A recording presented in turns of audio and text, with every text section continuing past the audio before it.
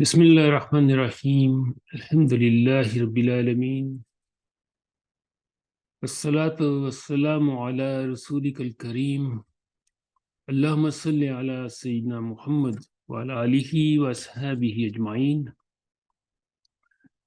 يا الله أنت حليم كريم عظيم تحب العفو فاعف عنا يا كريم ربي اشرح لي صدري ويسر لي أمري واحلل عقدة من لساني يفقه قولي.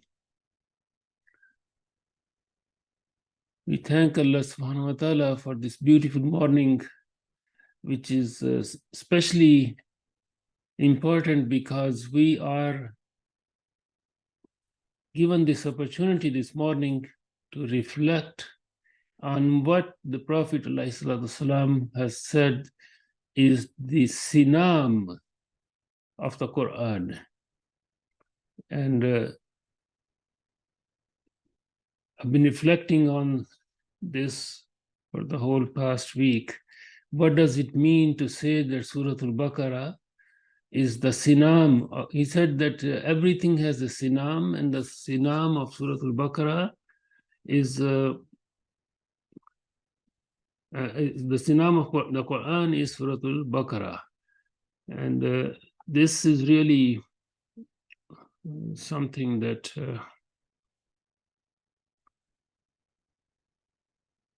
really frames, inshallah, our classes for the next while. Allah subhanahu wa ta'ala knows how long would it take for us to reach the end of Surah al-Baqarah and whether or not we will reach the end of Surah al-Baqarah. Sinam can be translated as hump. Sinam is something that is ala, that is high, which is the asl, which is also the high point of something. Like they say, hump, likulli shayin, inna likulli shayin sinaman, wa sinam al-Qur'an, Surah al-Baqarah, wa inna shaytana iza sami'a Surah al-Baqarah, تقرأ خرج من بيت الذي يقرأ فيه سورة البقرة. This is classified as Sahih by Al-Hakim, and it's in many collections, and there are three things that the Prophet ﷺ said about this surah. That number one, this is the sinam of the Qur'an, which is the high point of the Qur'an. It is the hump of the camel is called sinam, but it's not really necessary to connect these with the hump of the camel, because the Prophet ﷺ said, "Inna likulli shayin sinam." Everything has a high point. Everything has a sinam. Now, from this, we say the camels have the hump, which is the most prominent visual aspect of the camel. And also, if you look at what the sinam has, sinam of the camel has, there are insights to be derived from that. But as I said, it's not just the camel. Likulli shay, everything. Indeed, everything has a sinam. What does the Prophet ﷺ mean by Surah al-Baqarah being the height, the high point, the most prominent aspect of the Quran? Number one. Number two, and he said that shaitan really runs away from the house where Surah al-Baqarah is recited. And there are other hadiths related to the running away of the shaitan from the house where Surah al-Baqarah is recited. And many of them are, they are sahih. Imam Muslim has it in Inna Shaytana yanfiru min al-bayt allazi yaqra fihi Surah al-Baqarah. He just runs away. So if we want our houses to be protected, this is really a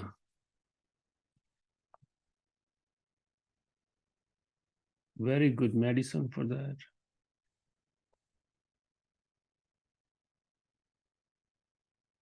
Inshallah, we are going to spend a session today about Surah al-Baqarah. And the first thing is also to understand when was it revealed. And I'm really, as I said last time, I'm really not fond of people who have tried to put at the beginning of their translations or their tafsirs a structure or a thematic summary of Surah al-Baqarah, because there is no way one can summarize this surah and say this is what it contains. Allah subhanahu wa ta'ala's book has a very unique characteristic that our scholars have mentioned in many ways, and one of the ways is that it has simultaneous totality.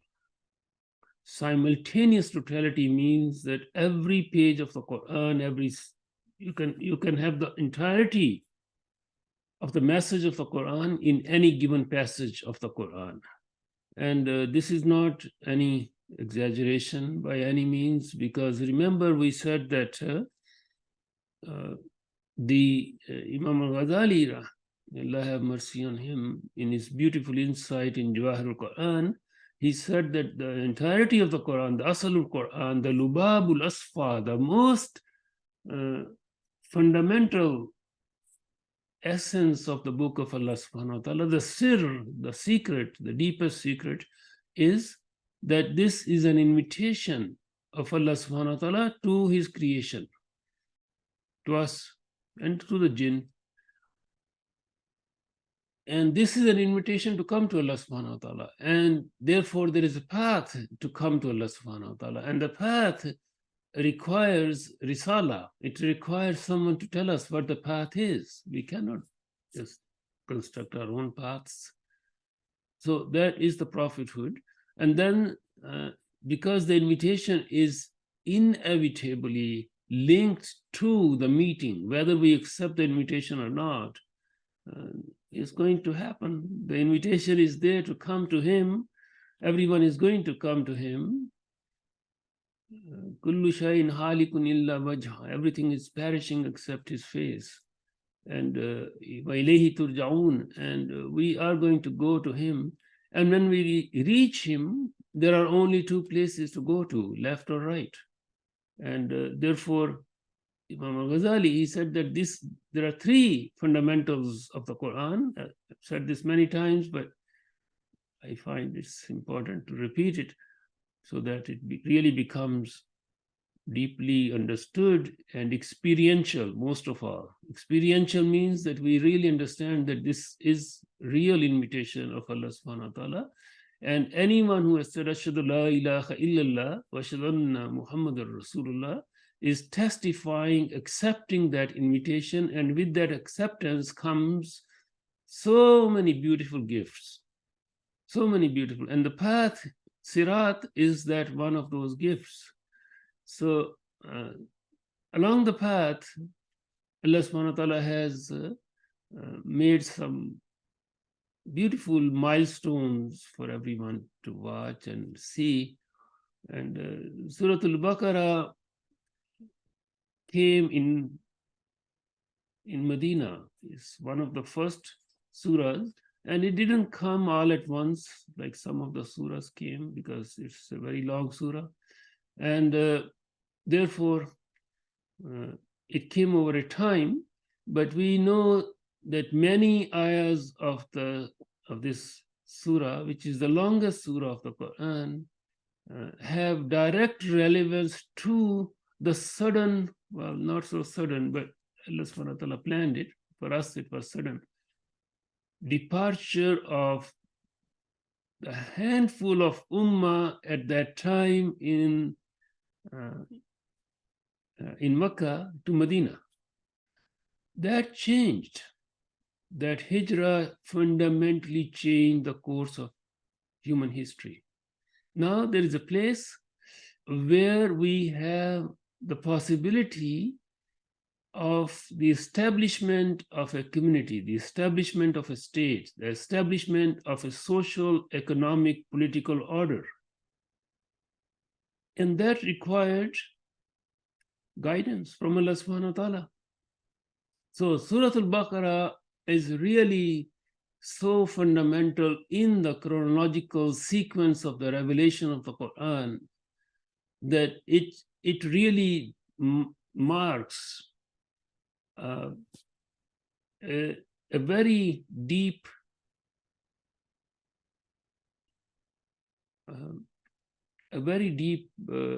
expansion of the message of the Quran from the metaphysical, from the eternal truths, and it's not departure, it's not a break. We don't have a Meccan Quran and we don't have a Medinan Quran, we have just one Quran. This fellow who wrote the book on the Medinan Quran, I have a review on that. It was published in the Muslim World Book Review. Some of you may have seen it. We don't have that kind of division. We do have in our tradition a very clear-cut indication of surahs, whether they are Meccan or they were revealed in Medina. And also there is khilaf in certain surahs. We don't have the unanimous opinion. And within the Meccan surahs, sometimes there are ayahs who were ayahs which were revealed later, like in Medina, and the other way. So one of the indications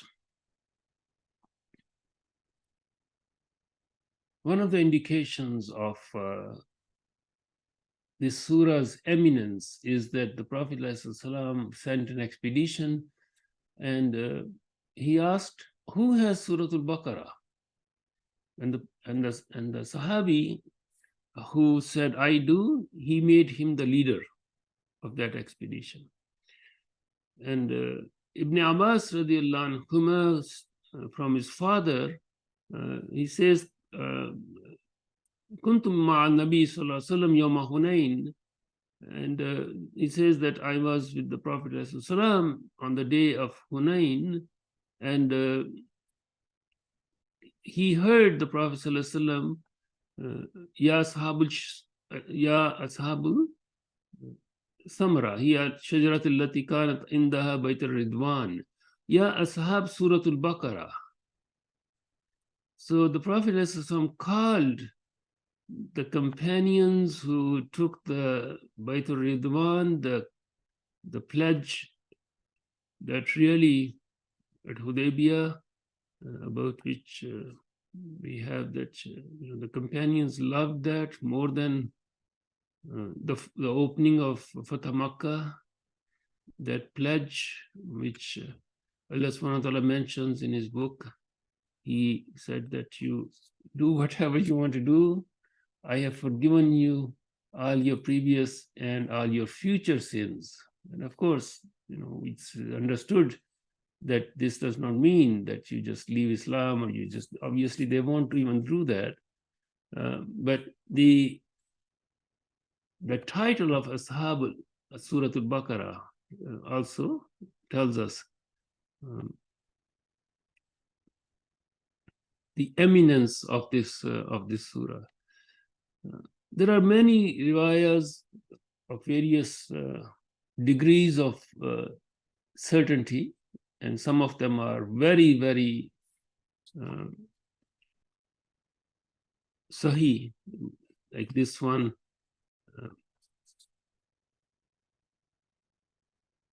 Both in Sahih Bukhari and Sahih Muslim, and Imam Ahmad and Ibn Hibban and Al-Hakim. This is a you cannot get more than this Sahih Hadith, that this surah is loved by the angels. Tanazzalul malaika li karatiha. They just come to listen to whoever is reciting. So if you want to,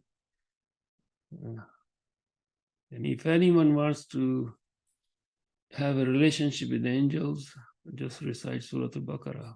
They love to listen to it. And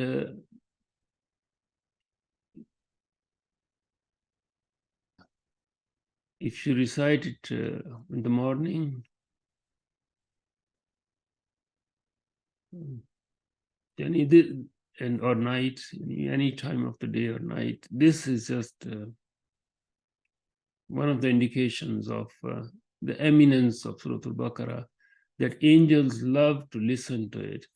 And the very authentic hadith, there are several actually, about Sahaba reciting and the angels coming.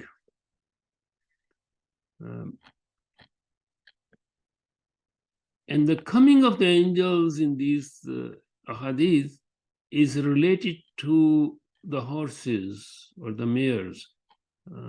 So we have at least two indications of that in our collection of hadith, which indicate that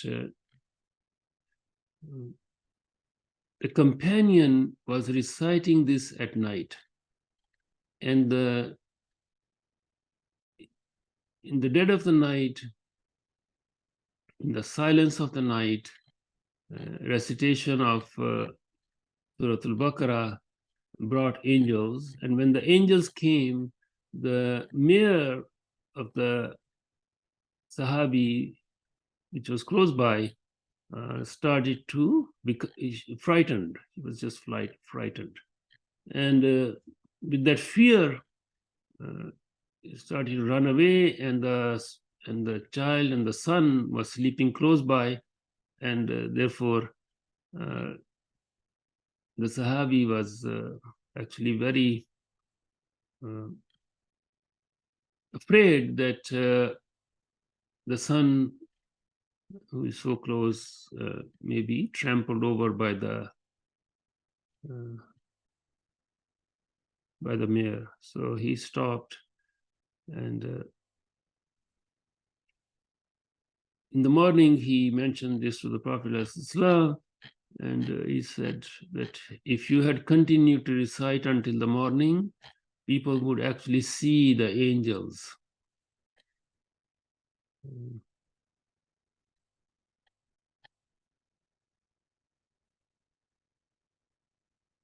People would actually see the angels. Trying to find the name. The name is escaping my memory. Name of the Sahabi. There are actually two reports, about two separate reports about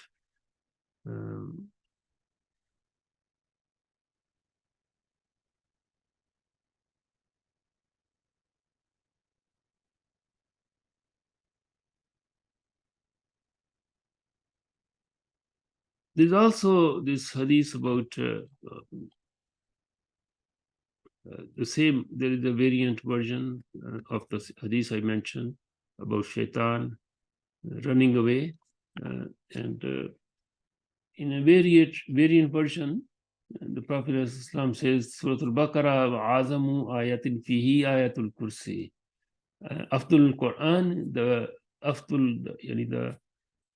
best of the Qur'an, or the most eminent surah of the Qur'an is al-Baqarah, and the ayatul kursi is in it, which is the greatest ayah. We will inshallah go into more details of what the surah contains shortly, because I really think that it's very important for us to understand the surah in its entirety. And when I was reflecting on the surah's content, I thought of an image that came to my mind was that this is like a majestic palace with many rooms in it. Surah al-Baqarah is like a huge, majestic palace with many beautiful rooms in it. And whichever room we enter has its own environment, its own taste, its own feeling, its own like we are in an enclosure, in a space which is just filled with its own fragrance, its own beauty. So just wanted to devote this session to the fadila, to the bounties, to the virtues, to the highlights of the surah, and then inshallah also go into the details. So let's, if you have the Quran with you, that would be very good to open the Quran. Let's just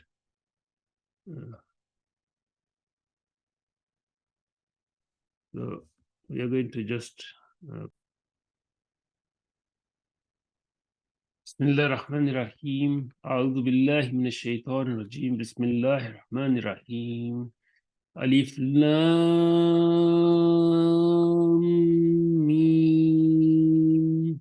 Zalikal kitabu la rayba fihi hudan lil muttaqin alladhina yu'minuna bil ghaibi wa yuqimuna as-salata wa mimma razaqnahum yunfikun والذين يؤمنون بما أنزل إليك وما أنزل من قبلك وبالآخرة هم يوقنون أولئك على هدى من ربهم وأولئك هم المفلحون.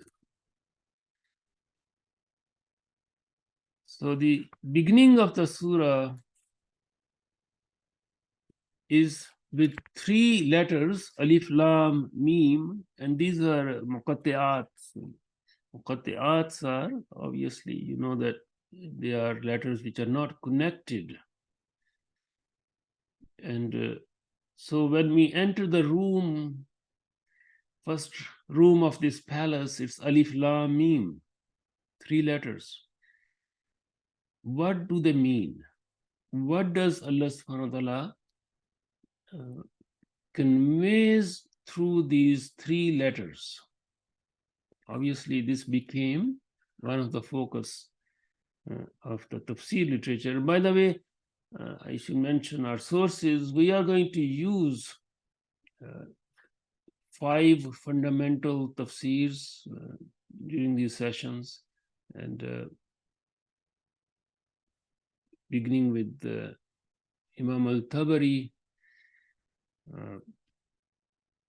This is a fundamental tafsir in our tradition. It's an encyclopedia of tafsir literature up until his time. He died in 309 Hijrah. So the first 300 years of scholarship on and reflection on the book of Allah subhanahu wa ta'ala, he gathered those. And of course, he's a great Imam. He had his own mazhab as well at that time, like he had his own legal school, and he didn't marry. He was a tall, beautiful man, very slim. He had inherited some wealth, not much, but enough. So he devoted his whole life to scholarship, and he has left behind this huge tarikh, the history, and many other works. And he was so well rounded, like many scholars of that time were like that, but he is really an exceptional scholar. He has deep knowledge of the qiraat, of the various recitations, the variant recitations of lugha, of hadith, of law, of all branches. So inshallah, he is going to be our companion in this. It's got this beautiful tafsir. This one, it's 15 volumes in this version. Like there are different prints. Then we will, of course, have our Imam al-Razi and al-Qurtubi, Ibn Kathir, Ibn Atiyah. And we will use many depending on the need of the section. Baidawi, Imam Baidawi has beautiful reflections and others. So the first room is Alif Lam Mim, just that. Because these muqatti'ats are also present in other surahs, as you know, and there's a whole science related to muqatti'ats. We will want to cover some of it, but it will be inshallah organized so that maybe we will have our one session on it, but if we have time in that session, maybe next week, we can have other things. Now, what does Surah al-Baqarah contain is our focus today again, and then this is the first room. The second room we want to enter is the first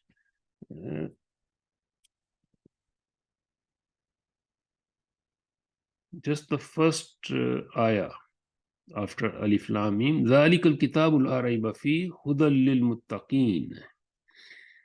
ذَلِكَ الْكِتَابُ لَا رَيْبَ فِيهِ. This is a book in which there is no doubt. And this room contains this ayah. What does it mean to say this is a book in which there is no doubt? First of all, translation, this is not right, because technically, because Zalika is ism ishara ba'id, yani it points to something over there. And instead of tilka or hiya, Allah subhanahu wa ta'ala says Zalika al-kitab. So that has a lot of reflection. And kitab, book, Zalika al-kitab. What is kitab? Of course, it refers to the Qur'an, but because Allah subhanahu wa ta'ala did not say that this is the Qur'an in which there is no doubt, he said this is a kitab. So this room is filled with reflections on the use of the word kitab in this particular ayah. La rayba fi, there is no doubt in it. What does that mean? There is no doubt in it.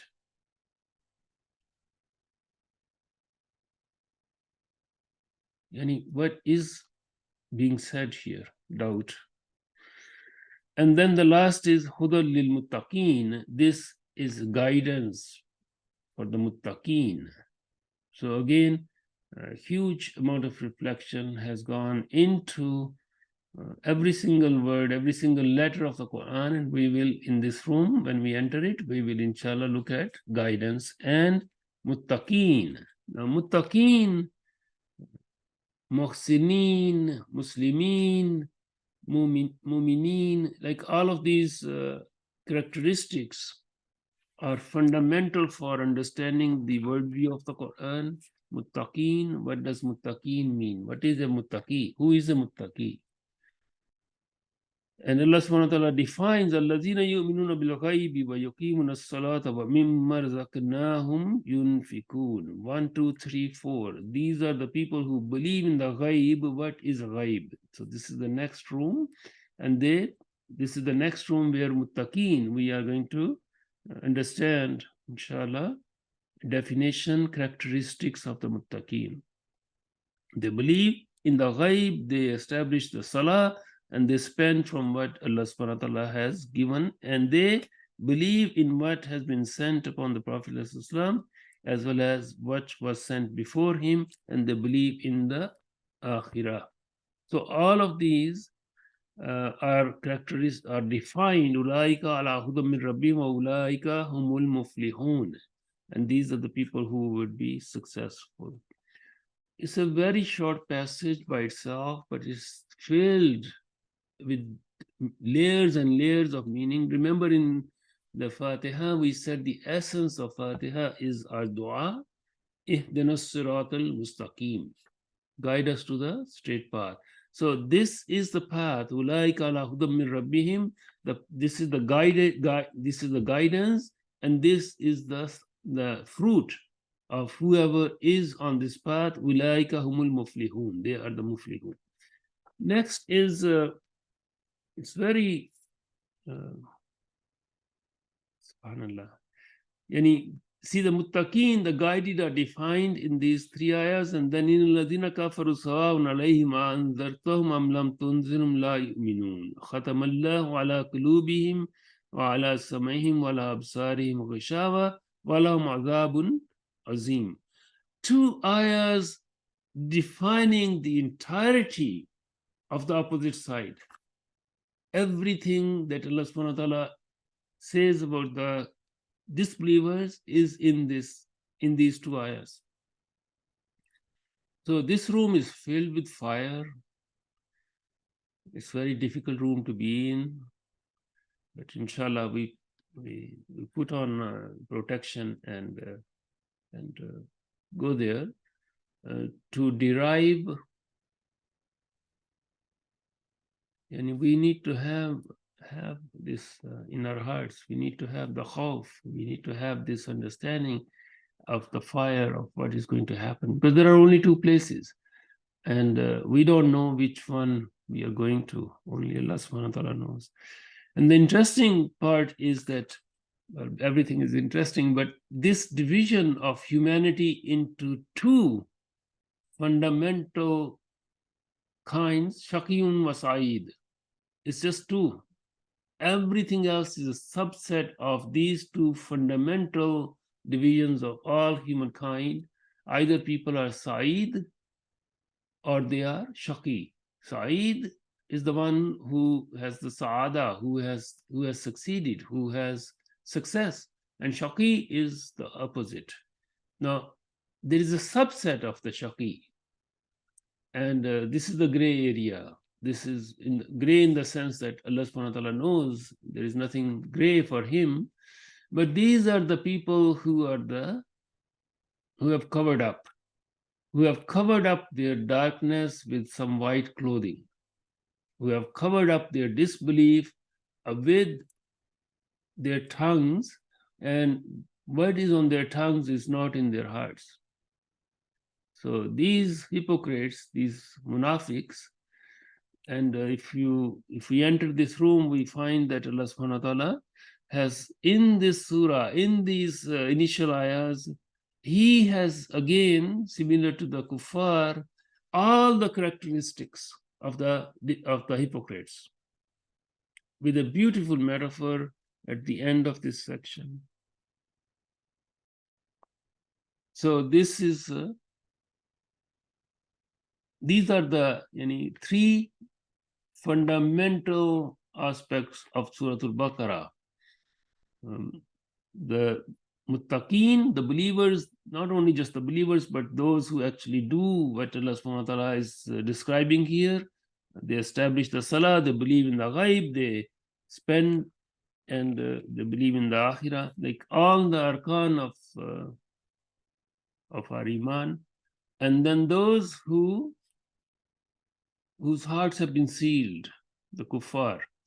And the third kind, which is a subset of the kuffar. Kufr is broader than nifaq. So they are then defined. Subhanallah.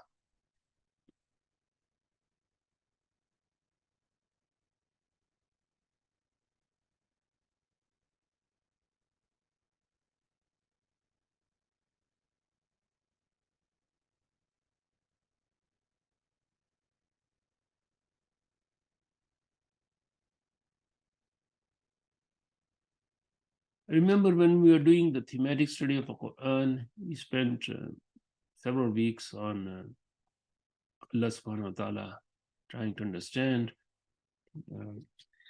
And we said that we cannot reflect on his dhat, but we have two openings One is the af'al, and the second is the sifat. Af'at are the actions of Allah subhanahu wa ta'ala, the creation of the samawat and the earth, the creation of human beings, the creation of what's on the sky of this dunya. Like the creation itself is one of the actions, the acts of Allah subhanahu wa ta'ala. He's Ar-Rahman, Ar-Rahim. These are the sifat, these are the attributes. So we understood those. In this section, after defining the three kinds of people, first the book, and the book is actually for all humankind, including the kuffar and the hypocrites, because the book is the Prophet was sent as Bashir and Nazir. Bashir is the one who gives glad tidings, and the Nazir is the one who warns. So warnings are there and glad tidings are there. And this section, Allah subhanahu wa ta'ala reminds us that He is the creator of everything, including us. And He asks, Ya inna sobudu rabbakum alladhi khalaqakum. O people, worship the one who created you and who made the earth and the sama and the rest of the mention of what Allah subhanahu wa ta'ala has just said previously. Is this section is the summary up until the ayah which وَإِذْ قَالَ رَبُّكَ لِلْمَلَائِكَةِ إِنِّي جَاعِلٌ فِي الْأَرْضِ خَلِيفَةً. Now, you see, everything regarding us, the human condition, is based on this Quranic description of our creation. Everything is in this section of the initial creation of Sayyidina Adam alayhi salam. So this room connected with the description of the creation of Abul Bashar, the father of humanity, from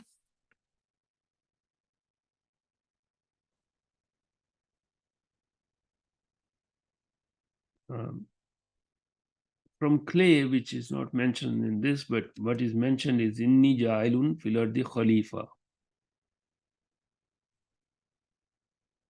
Because of the wisdom of Allah subhanahu wa ta'ala because His wisdom has decided to spread themes of the Quran, topics of the Quran throughout the book. So we don't find the complete story in one place, and this is again a very special characteristic of the book of Allah subhanahu wa ta'ala. And because this is not the first surah in which the insan is mentioned, Surah al-Baqarah is revealed in Medina, which means in the 13th year of the beginning of Wahi onwards. We don't know when it ended. Again, there are some ayahs which are said to be the last of the ayahs of the Quran in this surah. We'll come to those later, inshallah. But the story, the narration, the account of our creation begins in this particular passage by announcing to the angels that I am going to create a khalifa. I'm going to put a khalifa on earth. So this room, and this room itself has several rooms in it. And as I said, I really want to have a session, many sessions on insan, inshallah, someday. Insan, you and me. What does Allah subhanahu wa ta'ala say about you and me? Insan, or insan, human beings in general. And this is really, I really hope that we can introduce the word insan into English language, because this is a gender neutral word. Insan means every human being, and he's so eloquent. Instead of using, I'm going to, or human being, repeatedly saying human being, why don't we just have insan? Because this Khalifa aspect of our beings, and what the angels responded to. It's not only just this, in this account, it's not just insan who,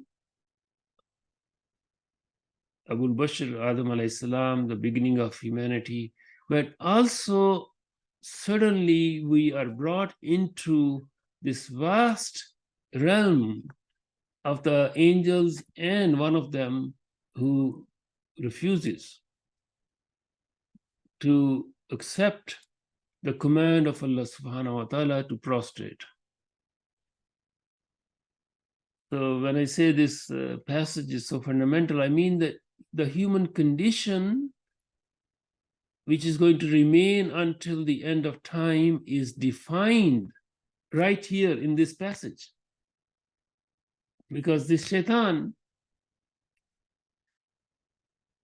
he says, I'm not going to prostrate. And then what happens after that? That is the beginning of our story. That is the beginning of the human story on this earth. And because this is all, as I say, often our deen is open source, it's all just up front, like there is nothing hidden. Allah subhanahu wa ta'ala says, okay, do what you want to do. And then he tells us that, oh, insan, human beings, here is your enemy. He is at work 24 hours a day, 7 days a week, as they say. Like he is there, and he has junood. He has troops upon troops. And scholars like Imam al-Ghazali, they would actually go deep into our beings. Like, how is shaitan going to do his tricks to us?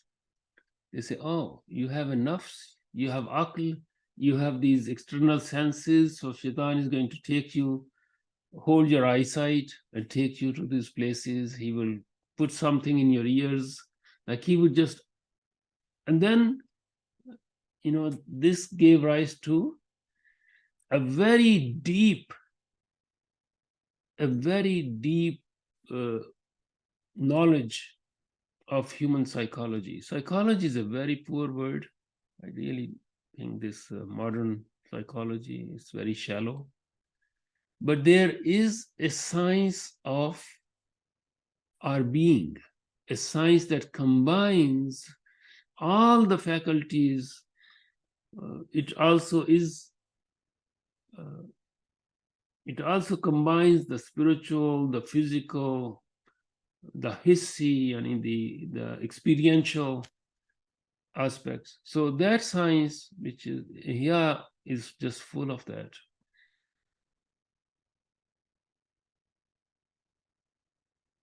Why do we do what we do? Like, why are we sitting here today, at this moment, reflecting on the book of Allah subhanahu wa ta'ala, instead of doing what millions of other people are doing at this time? Why do we behave the way we do? Who are we? This self-knowledge, this self-understanding, that's fundamental. As we said before, when we were reflecting on Allah subhanahu wa ta'ala, those sessions, one of the sayings is that the one who knows himself or herself knows Allah subhanahu wa ta'ala, because وَلَا تَكُونُوا كَالَّذِينَ نَسُوا اللَّهَ فَأَنْسَاهُمْ أَنفُسَهُمْ. Don't be like those who have forgotten Allah subhanahu wa ta'ala, and Allah subhanahu wa ta'ala has made them forget themselves, like these zombies walking around, people who are just living a life out of the box, like everything is written for them, they just follow the script. There's no thinking, like there is nothing. They have forgotten themselves. And Allah subhanahu wa ta'ala has made them forget themselves. Therefore, our life needs to be spent consciously, meaning in detail, as Imam Ghazali said. Wait a minute, look, what is this little morsel of food that you're going to put in your mouth? Did you earn it? Is it halal? Is it pure? Is it tayyib? The words which are coming out of your mouth, the eyes, what we are looking at, what you are hearing, like all of these need to be conscious, known, chosen, the space we live in, things which surround us, clothes we wear. The other day I was saying that, look at this concern of this best of creations to our daily lives, like cover your parts at night, he said, alayhi salatu salam. Cover your parts. Like, would you imagine that a prophet of Allah subhanahu wa ta'ala, the last of them, the best of creation, is instructing us what to do with these parts that we just sometimes leave in the kitchen and go to sleep, open, and he says, Shaitan is going to enter. Cover them. Like, and this is not just something to laugh or just say Allahu Akbar. No, this is something to practice, like literally, and make it second nature, and you make it real so that you don't even have to think about it. It just becomes, take your step out, put your right foot in the shoe, things like that. The sunnah of the Prophet ﷺ, when it becomes experiential reality, when it becomes deeply lived. So these are not just empty words. They have content, and this content is beneficial because when we begin the way we are taught to begin, when we begin our day with the azkar of the day, when we begin our schools with the remembrance of Allah subhanahu wa ta'ala, when we begin our, in our homes, when we sit together, we have routines of the night and the day.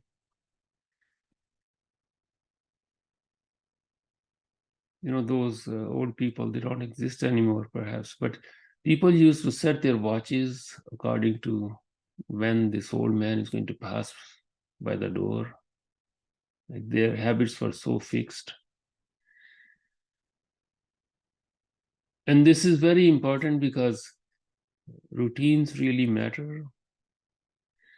Imam Nawawi, somebody asked him, how did you accomplish so much? Like he was 44 when he died, and look at the tomes that he has left behind, like the books, just the volume. And he said, Allah subhanahu wa ta'ala put barakah in my time. Allahu Akbar. May Allah subhanahu wa ta'ala put barakah in our time. So this palace we are going to construct, it's already there, we're just going to visit it. Yeah. Please make dua that Allah subhanahu wa ta'ala opens our hearts to his book and the message, and we live it, and we live in these beautiful rooms. So if somebody could put together not the summary, but just the spectrum of topics,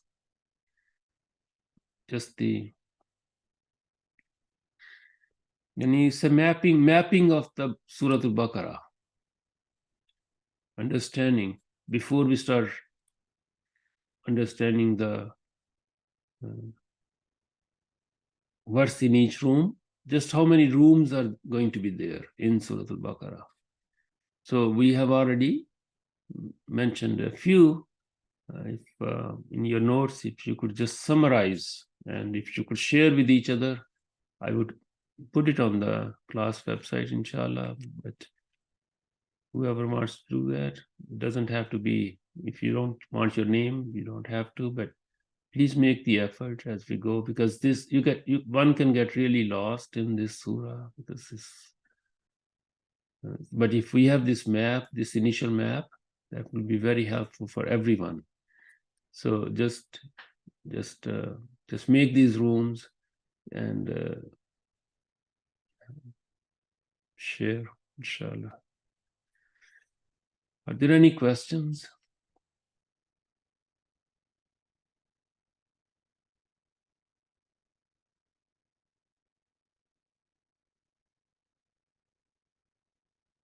ربنا آتنا في الدنيا حسنة وفي الآخرة حسنة وقنا عذاب النار. يا الله أنت حليم كريم عظيم تحب العفو فاعف عنا يا كريم. اللهم أنت شافي اشفي صدورنا وبطوننا من كل داء يا كريم. يا رحمن يا رحيم يا حي يا قيوم إننا نستغفرك لكل ذنب يا رب العالمين ونتوب إليك. اللهم إنا نستغفرك لكل ذنب يدعو إلى الغي ويدل عن الرشد ويكل المفر ويمحق الطالد ويحمل الذكرى ويكل العدد. Ya Allah, cure us from all our diseases of the heart and the minds and the bodies, and give us tawfiq to reflect on your book and recite it every day and night. Ya Allah, protect us from shayateen, jinni wal ins. Protect our children, guide them, guide us, and we send abundant salawat upon you, Ya Rasulullah. Salatu wassalamu alayka, Ya Rasulullah. Allahumma salli ala Sayyidina Muhammad wa ala alihi wa ashabihi ajma'in bi rahmatika ya arhamar rahimin. Wassalamu alaikum wa rahmatullahi wa barakatuh. عليكم السلام ورحمة الله وبركاته.